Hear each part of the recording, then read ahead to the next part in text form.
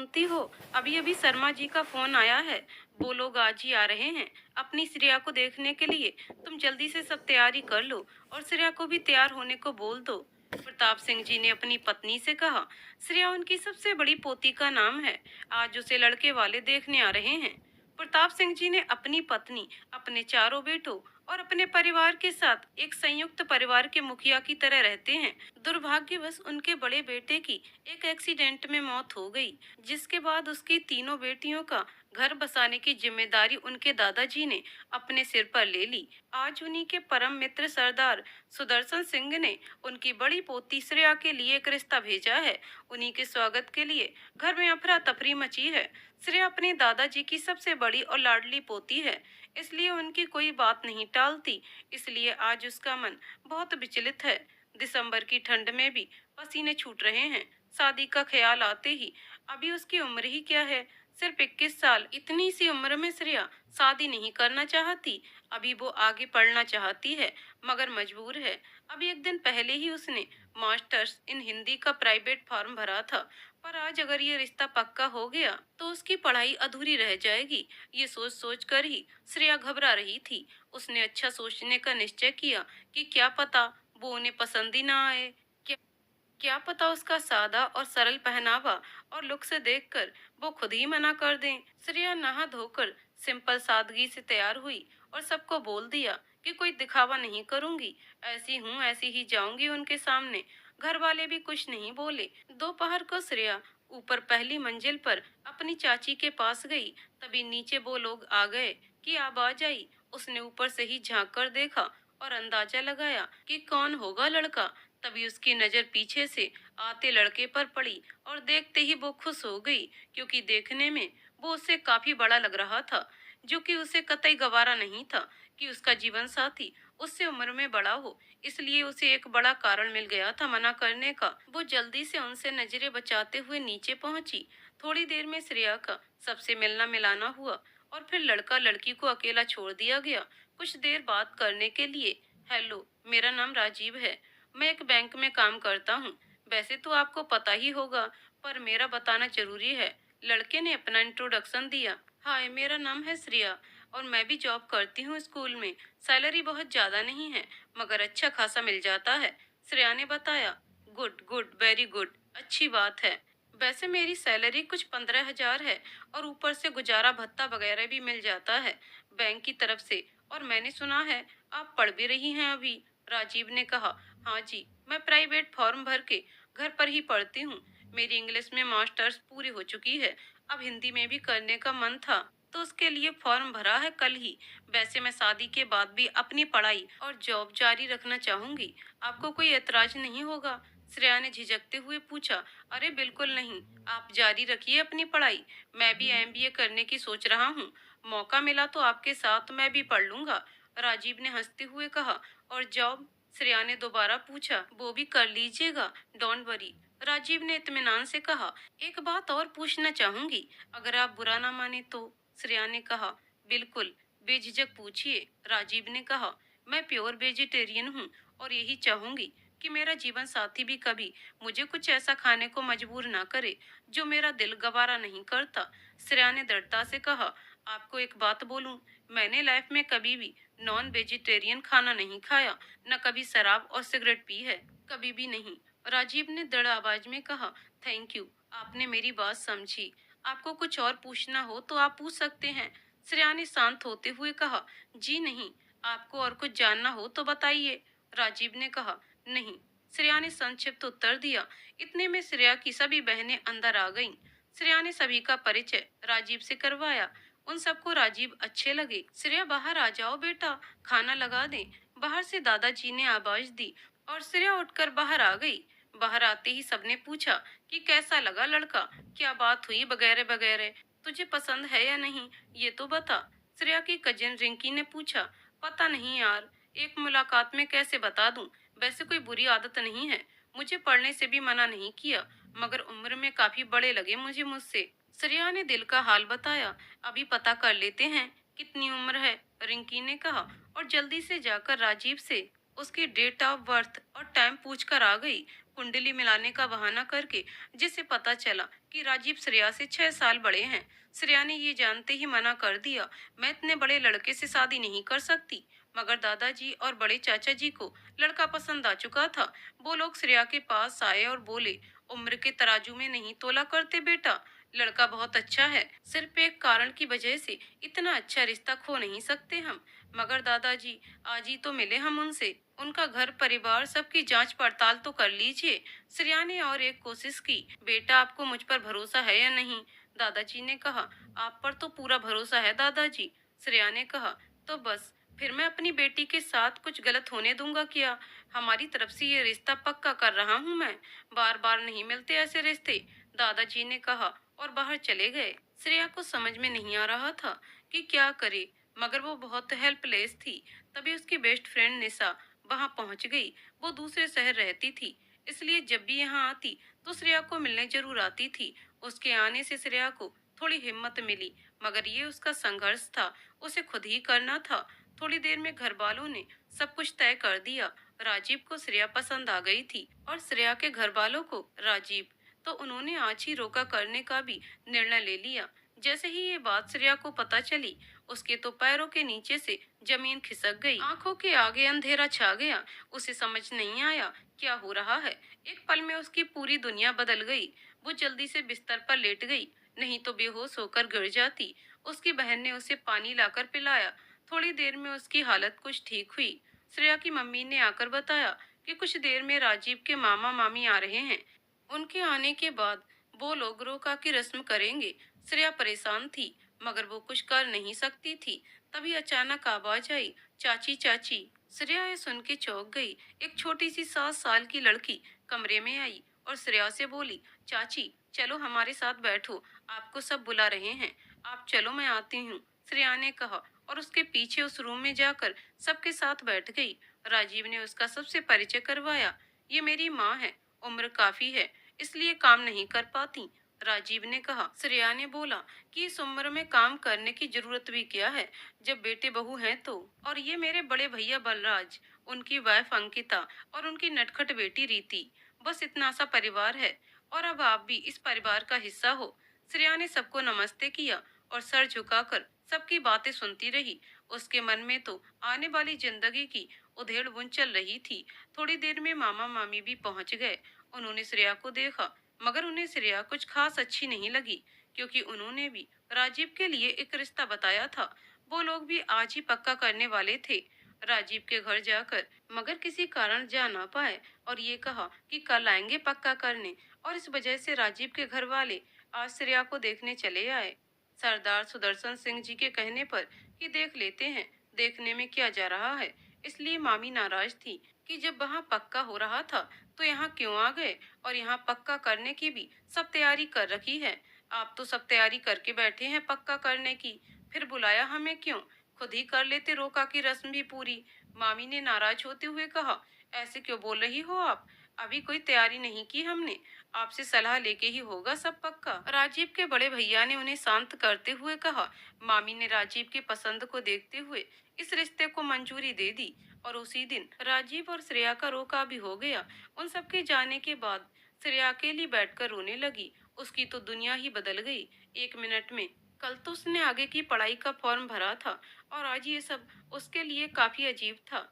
श्रेया पूरी रात रोती रही। सुबह जब ऑफिस पहुंची तब तक रो रो कर आंखें सूज चुकी थीं। तो साथ में काम करने वाली उसकी सहेलियां उसे देखकर घबरा गईं कि पता नहीं क्या हो गया इसे। उनके बहुत पूछने पर श्रेया ने बताया, मेरा रोका हो गया है। बोलते बोलते रो पड़ी श्रेया। हा हा हा हा हा, पागल, हमें लगा कुछ ट्रेजेडी हो गई है। हे भगवान, क्या होगा इसका, डर ही गए थे हम तो, गरिमा ने हंसते हुए कहा और गले से लगाकर मुबारकबाद दी श्रेया को। पगली है तू, खुशी की बात है, तेरा घर बस जाएगा, तुझे लाइफ पार्टनर मिल जाएगा, कांग्रेट्स, प्रीति ने कहा और श्रेया को गले से लगा लिया। श्रेया और राजीव की शादी पक्की हो चुकी थी और रोका भी हो गया था, मगर अब तक वो दोनों सिर्फ एक ही बार मिले थे, जहां श्रेया को राजीव से मिलने में या बात करने में कोई दिलचस्पी नहीं थी। वो रो रो कर बेहाल हुए जा रही थी कि जानती पहचानती भी नहीं हूँ जिसे उसके साथ जीवन कैसे काटूंगी। अपनी चिंता को कम करने के लिए श्रेया अपनी मासी के घर चली गई। 2 दिन के लिए। जब लौटी तो मन कुछ ठीक था, मगर इस रिश्ते को लेकर अभी भी दुविधा थी। वहीं राजीव ने अपनी आने वाली जिंदगी के सपने सजाने शुरू कर दिए थे। राजीव श्रेया से मिलना चाहता था, ढेर सारी बातें करना चाहता था, उसे अपनी फीलिंग्स बताना चाहता था, क्योंकि श्रेया उसे पहली नजर में ही भा गई थी। उसने अपनी भाभी अंकिता से श्रेया का नंबर लेने को कहा। अंकिता भाभी भी तैयार थी। अपने इकलौते देवर की दिल की इच्छा पूरी करने को उन्होंने श्रेया के दादाजी को फोन किया और कहा कि उन्हें श्रेया से बात करनी है। दादाजी ने फोन श्रेया को दे दिया। हेलो, नमस्ते भाभी। श्रेया ने कहा। नमस्ते जी, कैसे हो आप? भाभी ने कहा। मैं ठीक हूँ भाभी, आप कैसे हो? श्रेया ने पूछा। मैं भी ठीक हूँ, आपसे कुछ पूछना था, अगर आप बुरा ना माने तो। भाभी ने पूछा। हाँ जी, पूछिए, बुरा क्यों मानूंगी मैं? श्रेया ने कहा। आपका फोन नंबर चाहिए, दादाजी को मत बताना। भाभी ने डरते डरते कहा। मेरा अपना मोबाइल नहीं है, मैं घर पे ही रख देती हूँ मोबाइल, वही नंबर ले लो आप, स्वीटी या मम्मी उठाएंगी, चलेगा? श्रेया ने कहा। हाँ जी, वही दे दो, भाभी ने कहा। श्रेया ने भाभी को नंबर दे तो दिया, मगर वो राजीव से बात नहीं करना चाहती थी। पर क्या कर सकती थी, मजबूरी थी, मना भी नहीं कर सकती थी। पर उसने अपने नंबर की जगह अपनी बहन का नंबर दे दिया, क्योंकि वो जानती थी ऐसा करके उसे कम से कम बात करनी पड़ेगी। अगले दिन ही रात में राजीव का फोन आ गया। वो तो इंतजार में था, जल्दी से जल्दी बात करने के लिए। फोन श्रेया की बहन स्वीटी ने उठाया। हेलो, कौन? स्वीटी ने पूछा। हेलो जी, मैं राजीव बोल रहा हूँ, आप कौन? राजीव ने पूछा। हाय जीजू, मैं स्वीटी बोल रही हूँ, आपकी साली। कैसे हो आप? स्वीटी ने चहकते हुए कहा। हेलो साली साहिबा जी, मैं ठीक हूँ, आप बताओ कैसी हो?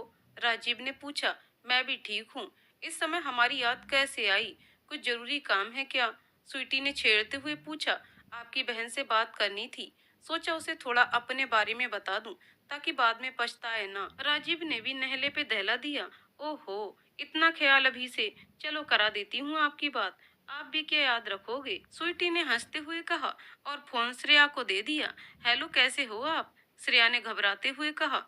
हेलो जी, मैं ठीक हूँ, आप बताओ कैसी हो आप? आपने तो एक भी बार याद नहीं किया मुझे। राजीव ने पूछा। ऐसी बात नहीं, बस मैं समझ नहीं पा रही थी क्या बात करूंगी आपसे। श्रेया ने कहा। चलो कोई नहीं, अब तो बात होती रहेगी। ये नंबर सेव कर लेना, ये मेरा ही नंबर है, आपसे रात में बात कर सकता हूँ ना? आप परेशान तो नहीं होंगी? राजीव ने कहा। हाँ जी, बिल्कुल कर सकते हैं बात। श्रेया ने कहा। ठीक है, फिर रात को फोन करता हूँ। वैसे आपको पता है, मैं इस वक्त अपनी छत पर खड़ा हूँ, आपसे पहली बार बात करने के लिए। कुल्फी जम गई है मेरी ठंड में, राजीव ने कहा। ओह, चलो फिर आप नीचे चले जाओ, बाद में बात करते हैं। ओके बाय, श्रेया ने कहा। ओके बाय बाय, राजीव ने कहा और फोन रख दिया। श्रेया से बात करने के बाद राजीव बहुत खुश था। आखिर बात तो हुई। जहां राजीव ने अपना दिल श्रेया के साथ जोड़ लिया था, वहीं श्रेया असमंजस में थी कि वो बात कैसे करेगी, क्योंकि उसे राजीव जीवन साथी की तरह पसंद नहीं थे। रात को राजीव का फोन आया। श्रेया ने झिझकते हुए बात की। वहीं राजीव बहुत अपनेपन से बात कर रहा था। उसे बता रहा था कि जब उसने श्रेया की फोटो देखी, तभी उसे वो पसंद आ गई थी और उसने रब से उसे मांग लिया था। राजीव जल्दी से आपसे तू पर आ गया था और श्रेया के साथ खुद को पूरी तरह से जोड़ लिया था। श्रेया को राजीव का एक ही बार इतना फ्रैंक हो जाना थोड़ा अजीब लगा। श्रेया को महसूस हुआ कि राजीव बहुत अलग है, उनकी आपस में बननी थोड़ी मुश्किल होगी। जहाँ श्रेया थोड़ी आजादी पसंद थी, वहीं राजीव थोड़ा सा पारंपरिक विचारों वाला।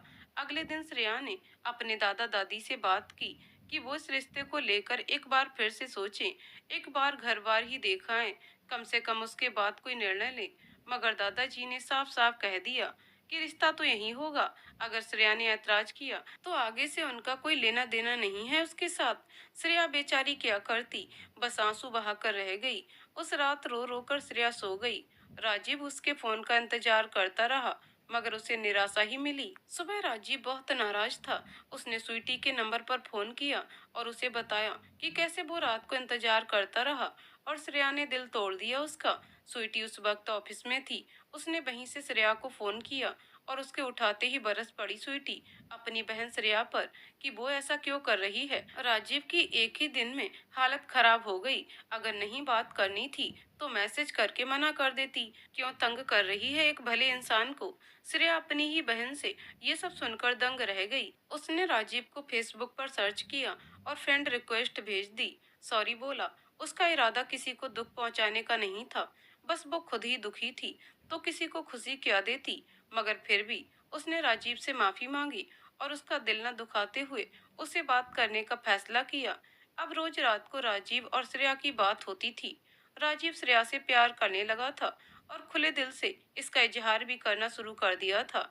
मगर श्रेया अभी तक राजीव से जुड़ नहीं पाई थी। हालांकि कुछ विश्वास करने लगी थी और उसने अब राजीव को अपना फोन नंबर दे दिया था। एक रोज श्रेया के दादाजी ने उसे अपने पास बुलाया और कहा कि वो अब राजीव से बिल्कुल बात ना करे, क्योंकि उन लोगों को उनकी फैमिली और घर के बारे में कुछ बातें पता चली थी। जैसे कि उनका घर बहुत छोटा है, बड़े भाई की कमाई कम है, तो राजीव ही सब खर्च संभालता है और राजीव की माँ थोड़ी गर्म मिजाज की औरत है। श्रेया ने कहा ठीक है दादाजी, और अपने कमरे में चली आई। वो रात न्यू ईयर से पहले वाली रात थी और राजीव सबसे पहले श्रेया को विश करना चाहता था, मगर श्रेया ने जानबूझकर अपनी फ्रेंड्स के साथ अपना नंबर बिजी कर लिया था ताकि फोन न उठाने पर राजीव का दिल ना दुखे। फिर राजीव ने स्वीटी के नंबर पर फोन कर दिया। राजीव सब जानता था क्योंकि दादाजी फोन करके इसकी पुष्टि कर चुके थे। राजीव और उसके घर वालों ने श्रेया के घर वालों को लोहड़ी पर घर आने का निमंत्रण दिया ताकि उनकी गलतफहमी दूर हो सके। उसने श्रेया को सब बताया और कहा कि मैं कोशिश करूंगा कि तुम्हारे घर वाले मेरी सच्चाई समझ पाएं, मगर भगवान ना करे कि ऐसा नहीं हो पाया, तब भी तुम मेरी अच्छी दोस्त रहोगी हमेशा। तुम चाहे रात को मुझसे यूं बात नहीं करोगी, क्योंकि मैं जानता हूँ तुम्हारे संस्कार गवारा नहीं करते, मगर जब भी तुम्हें जरूरत होगी, I am always there for you. Happy new year. इतना कहकर राजीव ने फोन रख दिया। श्रेया सोच में पड़ गई कि अब क्या होगा। कुछ दिन तक राजीव और श्रेया की आपस में कोई बात नहीं हुई। राजीव जहां ये रिश्ता न टूटने की प्रार्थना कर रहा था, वहीं श्रेया के मन में छोटे से कोने में आस जगी थी, शायद वो आजाद हो पाए इस जबरदस्ती के बंधन से। लोहड़ी से कुछ दिन पहले ही श्रेया के घर वाले राजीव के घर गए ताकि उनकी अच्छे से जांच पड़ताल कर सकें। श्रेया के दादाजी, बड़े चाचा जी, छोटे चाचा जी और उसकी मम्मी राजीव के घर पहुंचे। उन्होंने देखा कि राजीव का घर बहुत ही उबड़ खाबड़ रास्ते से होते हुए एक गांव में पहुंचकर है, मगर घर काफी खुला और हवादार था। घर में 3 कमरे और रसोई थे और 2 बाथरूम विद अटैच टॉयलेट। उन लोगों को घर तो ठीक लगा। फिर उन्होंने आसपास के लोगों से पूछा तो सबने यही कहा कि लड़का तो बहुत अच्छा है और शरीफ है, मगर उसकी मम्मी थोड़ी गर्म दिमाग की है और थोड़ी लड़ाकू भी। मगर श्रेया के घर वाले घर बार और राजीव के बारे में अच्छा सुनकर संतुष्ट हो गए थे। राजीव ने श्रेया के घर वालों की खूब आवभगत की। श्रेया की मम्मी ने जब घर देखा और राजीव का व्यवहार देखा तो वो अपनी बेटी के लिए कुछ हद तक संतुष्ट हो गई थी कि राजीव उनकी बेटी को खुश रखेगा। श्रेया की मम्मी ने देखा राजीव अपनी भाभी के साथ किचन में भी पूरी हेल्प करवा रहा था। खाना सर्व करने के लिए, घर के कामकाज के लिए उन्होंने मेड रखी हुई थी जो पोछा लगा रही थी। श्रेया की मम्मी ने देखा ठंड के मौसम में आंगन में पूरी धूप खिली हुई थी। वो श्रेया की चाची से कह रही थी कितनी अच्छी लग रही है धूप। तभी राजीव ने जल्दी से वहां 2 कुर्सी लाकर लगा दी और श्रेया की मम्मी और चाची को कहा आइए यहाँ आकर धूप का मजा लीजिए। इन दोनों ने वहां बैठकर धूप सेकी और पूरे घर पर नजर डालते हुए कहा चलो शुक्र है, जैसा सुना था वैसा कुछ नहीं निकला। अच्छा लड़का है राजीव। श्रेया के दादाजी ने राजीव के घर वालों को लोहड़ी के तोहफे दिए और सभी वापस घर के लिए निकल पड़े। उन लोगों के जाते ही राजीव ने श्रेया को फोन किया। श्रेया ने धड़कते दिल के साथ फोन उठाया कि शायद कुछ अच्छा सुनने को मिल जाए। हेलो मेरी जान, आज मैं बहुत खुश हूँ। राजीव ने खुशी से चहकते हुए कहा। क्यों, ऐसा क्या हो गया? श्रेया ने पूछा।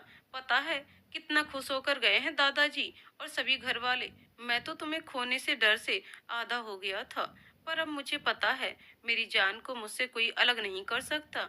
You are mine now officially. Rajeev ने कहा। अच्छी बात है, आपके दिल की पूरी हुई और सब ठीक हो गया। चाची जी बुला रही हैं, अभी थोड़ी देर में बात करें। श्रेया ने कहा ठीक है, लव यू बाय। इतना कहकर राजीव ने फोन रख दिया। श्रेया की आखिरी आस भी टूट चुकी थी, इसलिए फोन रखते ही श्रेया ने फैसला किया कि वो कोशिश करेगी इस रिश्ते को अपने पूरे मन से अपना पाए। तभी बाहर से कार की आवाज आई। सभी लोग वापस आ चुके थे। श्रेया के दादाजी ने उसे अपने पास बुलाया और कहा कि सब ठीक है, उनका घर बार, लड़का, उसका परिवार। अब श्रेया बिल्कुल चिंता ना करे, बस खुश रहे। श्रेया की मम्मी और चाची ने भी उसे समझाया कि सबसे बड़ी बात है कि राजीव बहुत अच्छा इंसान है। उसे और मर्दों की तरह किचन में अपनी भाभी की हेल्प करने से कोई शर्म नहीं है, और घर भी अच्छा बना हुआ है। इतना सब सुनने के बाद भी पता नहीं क्यों श्रेया का छोटा सा मन विचलित था। श्रेया के मजले चाचा जी रिश्ता होने के वक्त मौजूद नहीं थे, मगर उनमें ध्यान लगाने की अद्भुत शक्ति थी। उन्होंने ध्यान लगाकर श्रेया को बताया कि राजीव एक अच्छा लड़का है। मैं यहीं से ध्यान लगाकर तुझे उसकी एक एक आदत बता सकता हूँ बेटा। राजीव बहुत साफ दिल का लड़का है, तू चिंता मत कर। श्रेया के मन में कुछ संतुष्टि हुई, मगर दिल जोड़ना इतना आसान नहीं। श्रेया और राजीव की फोन पर बात होती रहती।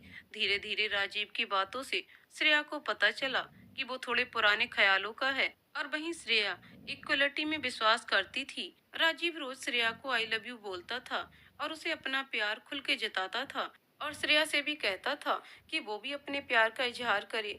मगर श्रेया ने कहा, आपको बुरा तो लगेगा, मगर मैं जबरदस्ती और झूठा प्यार नहीं दिखा सकती। जब मुझे लगेगा कि सच में मुझे आपसे कहना है, मैं खुद ही कह दूंगी। राजीव को ये सुनकर दुख तो हुआ, मगर वो श्रेया के साथ कोई जबरदस्ती नहीं करना चाहता था, इसलिए मान गया। एक दिन बातों बातों में राजीव ने श्रेया को बोला कि अगर कभी श्रेया की उसकी माँ या घर के किसी बड़े के साथ बहस हो जाए, तो वो चाहेगा कि श्रेया उनका सम्मान करते हुए उनके आगे अपनी ही गलती समझे और माने। और अगर कभी वो ऊंची आवाज में उसकी माँ से बात करेगी, तो उसे अच्छा नहीं लगेगा, और वो उसे सीधे रास्ते पर लाने के लिए एक जोर का थप्पड़ भी लगा सकता है। इस बात पर श्रेया को बहुत बुरा लगा। उसने कहा, मुझे नहीं लगता कि हाथ उठाना कोई समाधान होगा, इससे मेरी कुंठा बढ़ेगी और कुछ नहीं।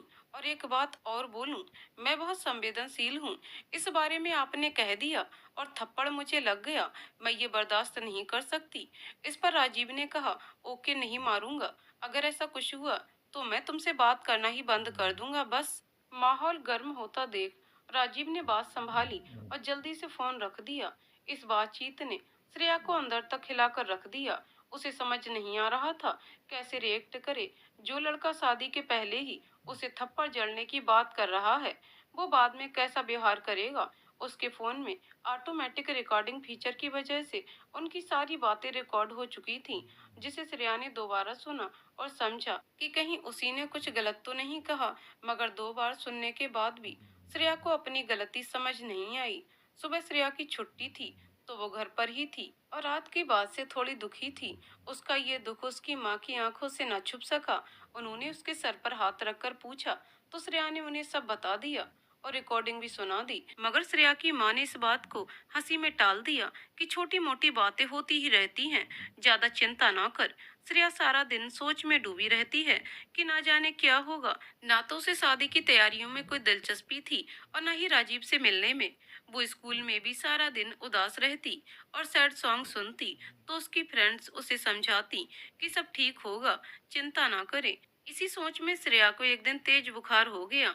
ये सुनकर राजीव भी चिंता में आ गया, और श्रेया की सास उसका हालचाल पूछने उनके घर आई। और उनकी चिंता देखकर श्रेया को लगा, ये तो कितनी अच्छी हैं, वो व्यर्थ ही चिंता कर लेती है।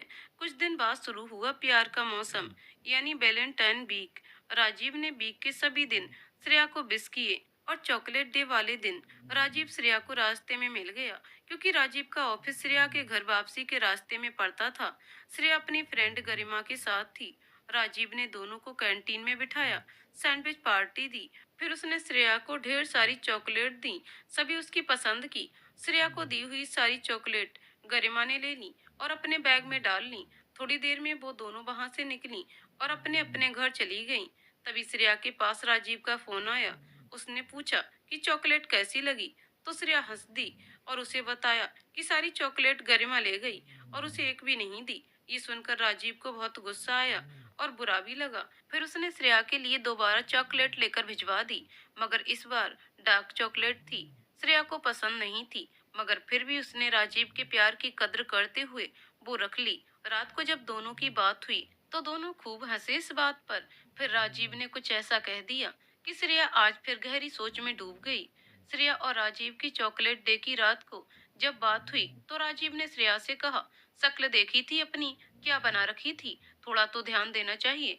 क्यों, मैं तो ऐसे ही रहती हूँ, एकदम सादे तरीके से। श्रेया ने कहा, लगता ही नहीं कि तुम इतने बड़े स्कूल में जॉब करती हो। तुम बिल्कुल फीकी लग रही थी, चेहरा भी उतरा हुआ था। मेरे साथ ऐसे बाहर जाओगी क्या? राजीव ने कहा, मगर मैं ऐसी ही हूँ, क्या करूँ? बनना सबरना आया ही नहीं कभी। श्रेया ने कहा, मैं तो मम्मी को भी अपने साथ तभी ले जाता हूँ जब वो अच्छे से तैयार होकर चलें। तुम्हें भी ऐसे नहीं ले जाऊंगा। राजीव ने कहा। श्रेया ने उस वक्त कुछ नहीं कहा। थोड़ी देर बात करके उन्होंने फोन रख दिया। श्रेया सारी रात नहीं सोई, यही सब सोचती रही जो कुछ राजीव ने कहा। राजीव के लिए अपने जीवन साथी का सुंदर होना इम्पोर्टेंट था और श्रेया के लिए उसके जीवन साथी का उसकी सादगी को एक्सेप्ट करना। सुबह उठकर श्रेया ने राजीव को एक मैसेज किया। उसमें लिखा कि वो मानती है कि हर लड़के के लिए जरूरी है कि उसकी जीवन साथी सुंदर हो, मगर वो अपनी सादगी छोड़ नहीं पाएगी। शायद आपने अच्छे से मुझे देखा नहीं था, पहली बार जब मिले थे तब भी मैं ऐसे ही आई थी आपके सामने। इसलिए राजीव, एक बार फिर से सोच लें, अगर उसे श्रेया पसंद है तो ऐसे ही जैसे वो है, और अगर नहीं तो वो अभी भी मना कर दे। श्रेया को बिल्कुल बुरा नहीं लगेगा अगर राजीव ये रिश्ता तोड़ भी देगा। बाद में दुखी होने से अभी संभालना ज्यादा अच्छा है। श्रेया ने अपनी मम्मी को भी बता दिया कि उसने राजीव को ये सब लिखा है मैसेज में, और क्यों लिखा है ये भी बता दिया। और उसके बाद स्कूल चली गई। स्कूल में उसकी फ्रेंड प्रीति ने ये मैसेज देख लिया तो पूछा कि ऐसी क्या बात हो गई जो श्रेया ने ये सब लिख दिया। तो श्रेया ने उससे बताया कि क्या हुआ। तो प्रीति ने कहा, ये बहुत बड़ा फैसला है, सोच समझ कर लेना चाहिए, ऐसे बात बिगड़ सकती है। अभी वो लोग बात कर ही रही थी कि राजीव का फोन आ गया। तो प्रीति ने कहा, तू बात कर, मैं बाहर जाती हूँ। क्या है ये सब, ऐसा क्यों लिखा तुमने? राजीव ने गुस्से में कहा, जो लगा वो लिखा, बाद में पछताने से अभी पीछे हट जाना बेहतर है। श्रेया ने दृढ़ आवाज में कहा, मजाक है क्या? बताऊं तुम्हारी मम्मी को क्या लिखा तुमने मुझे? वही कान खींचेंगी तुम्हारे। राजीव ने कहा, आपको क्या लगता है मैंने चुपचाप मैसेज किया आपको? नहीं, मैंने ऑलरेडी बता दिया मम्मी को कि मैं ऐसे लिख के आपको भेज रही हूँ। ये मेरी किस्मत है और इसे एक्सेप्ट करना होगा। राजीव जी, मैं ऐसी ही हूँ और खुद को बदलना मेरे हाथ में नहीं है। क्या करूँ? इसलिए आपसे कहा कि अभी मना कर दीजिए ताकि बाद में तकलीफ ना हो आपको। श्रेया ने कहा, कैसी बातें कर रही हो? मैंने कब कहा कि तुम पसंद नहीं मुझे? और मम्मी को क्यों बताया ये सब तुमने?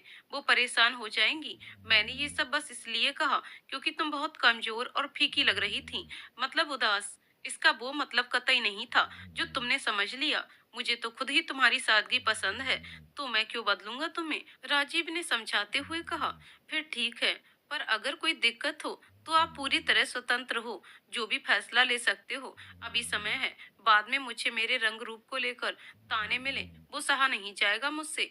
इसलिए ये सब लिखा मैंने। श्रेया ने बताया, पागल, आई लव यू, ऐसा सोचा भी कैसे कि तुझे छोड़ दूंगा मैं? तुझे प्यार नहीं है मगर मुझे बहुत प्यार है तुझसे। चल, सुबह सुबह मूड खराब किया है, अब एक बार आई लव यू टू बोल के ठीक कर दे, नहीं तो सारा दिन फोन कर कर के सता दूंगा तुझे। राजीव ने प्यार से कहा, ओके बाबा, आई लव यू टू। अब नहीं कहूंगी ऐसा, आराम से काम पर ध्यान दो आप। श्रेया ने ऊपरी तौर पर कहा। थोड़ी देर दोनों ने बात की और फोन रख दिया। राजीव ने श्रेया से कहा कि वो उसे वैलेंटाइन वाले दिन बाहर घुमाने के लिए ले जाना चाहता है। श्रेया को नहीं जाना था, इसलिए उसने कहा कि छुट्टी नहीं मिलेगी और मना कर दिया। पर राजीव कहाँ मानने वाला था।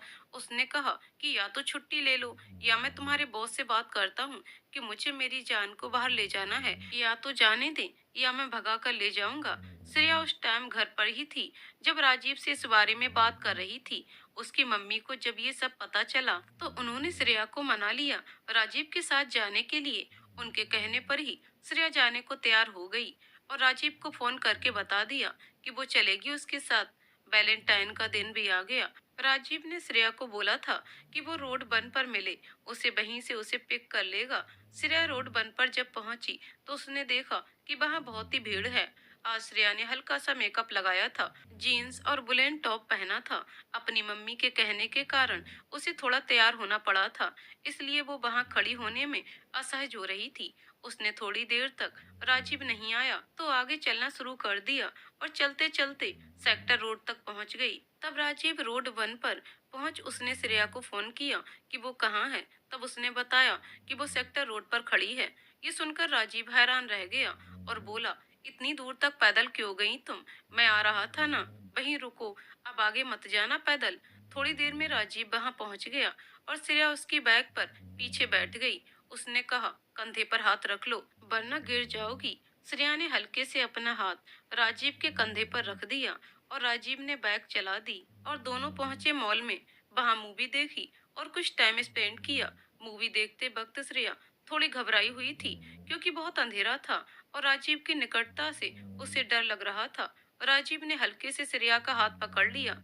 श्रेया कांप रही थी। राजीव ने उसकी असहजता महसूस कर ली और कहा कि घबराओ मत, मैं यहाँ तुम्हारे साथ वक्त बिताने आया हूँ। तुम्हारी मर्जी के बिना तुम्हें छूने की कोशिश नहीं करूंगा।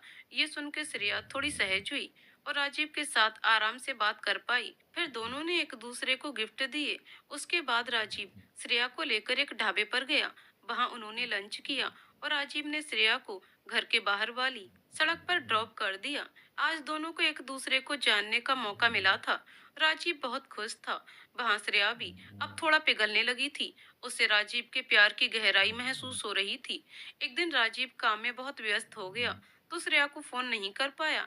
वो उसे मिस तो कर रहा था मगर बात नहीं कर सकता था। उधर श्रेया बेचैन हो रही थी कि आज फोन क्यों नहीं आ रहा, तो उसने खुद फोन किया मगर राजीव ने फोन काट दिया। अब श्रेया और भी परेशान हो गई। फिर रात को राजीव का फोन आया तो श्रेया ने कहा, फरवरी बीता और मार्च आते ही शादी की तैयारियां शुरू हो गईं क्योंकि अप्रैल में शादी थी। और राजीव से बात करते करते अब श्रेया ने भी उसे अपना मान लिया था। श्रेया मानने लगी थी राजीव एक अच्छा इंसान है और कोशिश करती थी कि उसे हर्ट ना करे। पहले बस राजीव उसे खुद ही फोन किया करता था मगर अब अगर राजीव फोन ना करे तो श्रेया खुद उसे फोन कर लेती थी।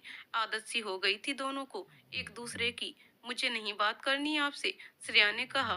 क्यों जी, ऐसा क्या हो गया? राजीव ने पूछा। पूरे दिन में एक भी कॉल नहीं किया आपने, मैं रूठ गई हूँ आपसे, श्रेया ने बच्चों की सी मासूमियत से कहा। ओहो, तो मेरी जान नाराज है, अब मनाऊं कैसे? मुझे तो मनाना नहीं आता, तुम ही बता दो कैसे मानोगी? राजीव ने कहा। बस आपने कह दिया और मैं मान गई। एक बात बोलूं, आज मैंने महसूस किया कि मेरा दिल भी जुड़ गया आपसे। I think now I can say I love you too answer बिना आपके कहे, श्रेया ने शर्माते हुए कहा। रियली? सच में? मैं बता नहीं सकता कितनी खुशी हो रही है मुझे। कान तरस गए थे ये सुनने को, राजीव ने कहा। श्रेया मंदिर में भगवान के सामने हाथ जोड़कर खड़ी थी और मन में विचार चल रहे थे कि ये आपकी ही इच्छा थी। आपने लिखा मेरे भाग्य में और मैंने आज इसे अपनी नियति मान लिया, सब आपके हाथ में छोड़ दिया। राजीव एक अच्छे इंसान हैं, इसलिए मैंने उन्हें वो कह दिया जो वो सुनना चाह रहे थे और कोशिश करूंगी इस रिश्ते को पूरे दिल से निभाने की। बस आप साथ रहना। राजीव और श्रेया की बातें चलती रहीं और शादी की तैयारियां भी होती रहीं। वक्त बीता और शादी का दिन नजदीक आ गया था। बस 2 ही दिन बचे थे शादी में। तो राजीव ने श्रेया को मिलने बुलाया मगर वो मानी नहीं। तो उसने स्वीटी से बात की और उससे पता चला कि शाम को श्रेया मार्केट जाएगी तो राजीव उसे वहां मिल सकता है। शाम को राजीव मार्केट पहुंच गया और स्वीटी की मदद से श्रेया को मिला।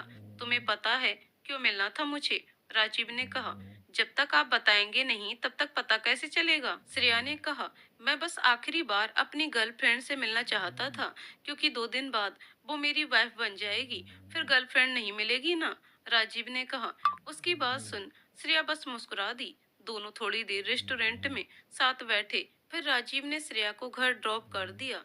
अगला दिन श्रेया ने अपने परिवार वालों के साथ बिताया। ये उसके लिए बहुत मुश्किल समय था।